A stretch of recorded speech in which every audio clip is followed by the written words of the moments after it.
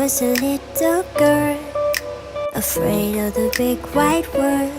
She grew up within her castle walls.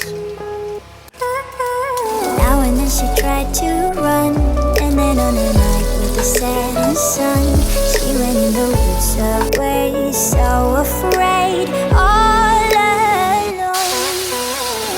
They warned her, don't go there, there's creatures who are hiding in the dark. Then something came creeping, it told her, don't you worry, just